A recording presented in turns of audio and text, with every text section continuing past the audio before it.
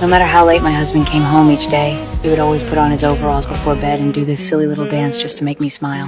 And this was the kind of man he was. Someone who loved his wife more than anything in the world. But tragically, cancer took his life away from us.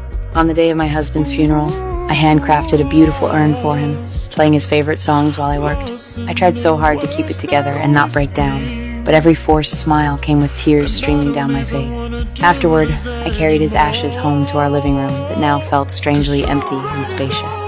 Gone was all the usual hustle and bustle, and missing was that sweet, caring voice I'd grown so used to hearing. All I could do was set down my forever sleeping beloved and dial his voicemail over and over again.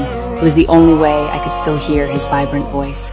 I'd make 2 cups of coffee every time, then slip on his jacket to catch just a hint of his lingering scent.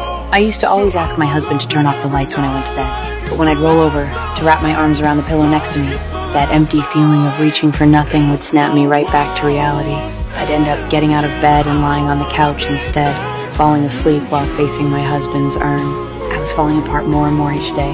I stopped going to work and wouldn't pick up any of those well-meaning check-in calls. I'd put on my husband's favorite overalls and sing those heart-wrenching songs while running my hands over all the furniture covered with his belongings. I was completely lost in my own little world and didn't even notice that Mom and my best friend had come up behind me.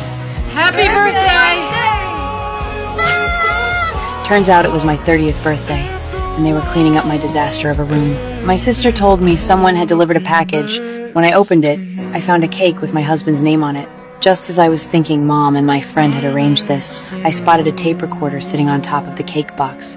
With everyone staring in confusion, I slowly unwrapped the ribbon and pressed play. Hey baby, surprise! But I just hate the idea that I'm not going to be there to see you freak out over turning 30. I mean, it kills me not to be there. I've written you letters. Letters that will be coming to you all sorts of ways. Letter number 1 will be arriving tomorrow.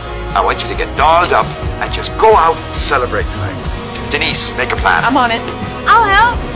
It broke my heart. Even on his deathbed, my husband was still worried about how I was doing. After taking a moment to cry, I decided to honor his wishes. I put on a pretty dress and went out to celebrate with my friend. But even in that high-energy atmosphere, I couldn't find any joy. Only in the quiet, empty corners could I truly feel how lonely I was inside. It wasn't until the alcohol numbed my senses that my family was able to gently carry me back home. I slept more peacefully that night than I had in ages. So much so that I almost forgot I was supposed to pick up my husband's first letter that morning. I opened it with such anticipation, but instead of some deeply romantic message, it simply told me to buy a table lamp and an elegant dress, saying I'd need them when the next letter arrived. I kept flicking that lamp switch on and off. Sure, it saved me from